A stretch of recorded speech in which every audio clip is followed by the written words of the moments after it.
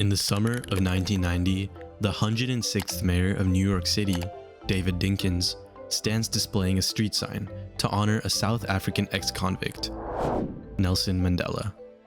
Just months after being released from prison, Mandela visited 8 cities in the United States in just 12 days. He went to New York City, Boston, DC, Atlanta, Miami, Detroit, LA, and Oakland. In each city, streets and stadiums were packed with hundreds of thousands of open-armed Americans, the majority of which were African Americans.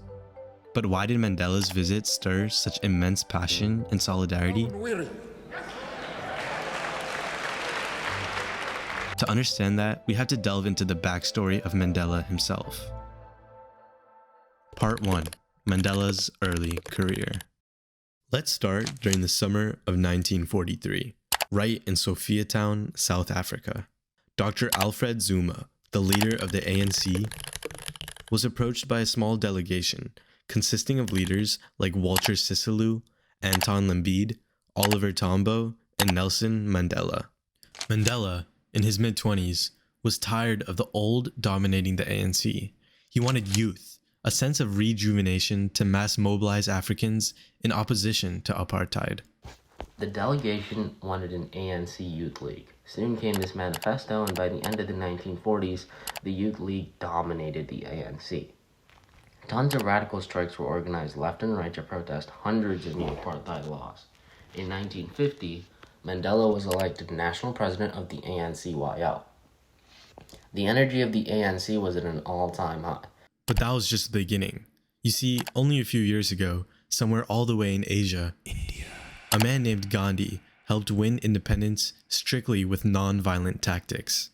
Mandela took inspiration, using similar tactics while leading one of his most influential movements, the Defiance Campaign. Every week there would be a talk of a new protest, but let's look at one in specific. In March, the Defend Free Speech Convention was held in Johannesburg, bringing together African, Indian, and communist activists. A May Day general strike was held in protest of apartheid and white rule. There was a huge turnout with thousands of protesters. Finally, black Africans all across South Africa began to regain hope.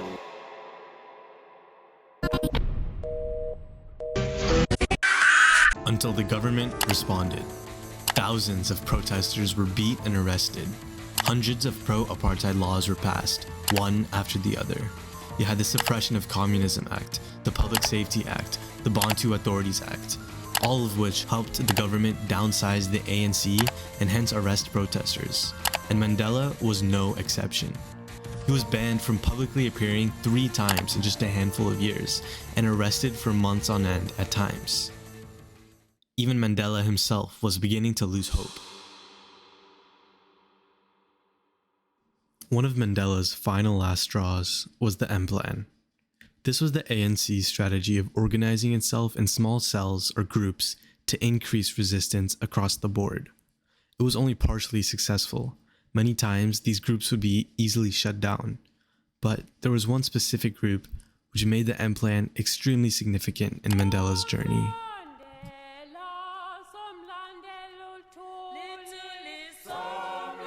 In 1961, he decided to form the militant group called Spear of the Nation, or MK.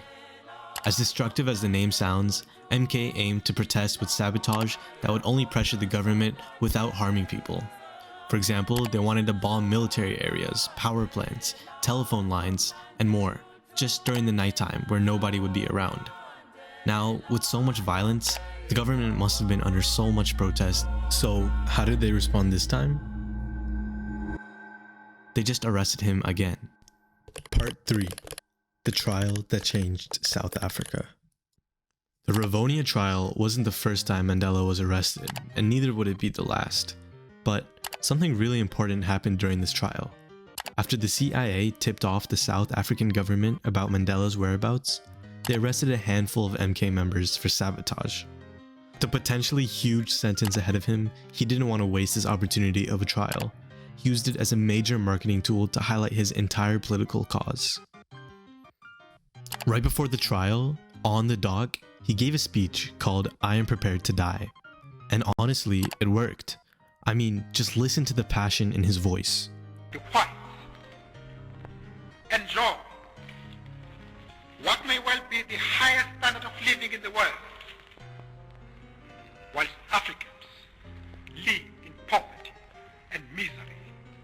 millions of people around the world tuned in, coming to Mandela's side. While the judge did remove Mandela's death sentence, he was unfortunately still condemned to life imprisonment. Though Mandela would sit in jail for presumably the rest of his life now, the momentum that his speech ignited would still carry his mission forward for decades to come. Part 4. Imprisonment.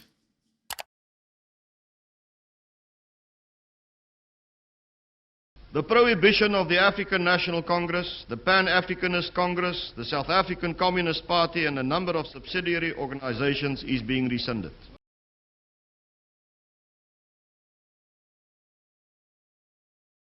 This moment was beautiful.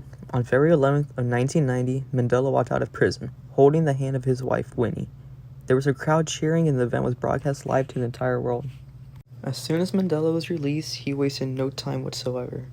He went on tour around the world to encourage as many countries as possible to support the fight against apartheid. We're talking Zambia, Zimbabwe, Namibia, Libya, Algeria, Sweden, France, the Vatican, the UK, India, Cuba, Indonesia, Malaysia, Australia, Japan, and finally the United States of America. Now that we've covered his backstory, it's pretty clear why he gained so much attention on his American tour. He was literally an international celebrity. But the truth is, that's only part of the answer. Of course, they supported the fight against apartheid and were excited to see someone famous, but maybe there was more to just awe.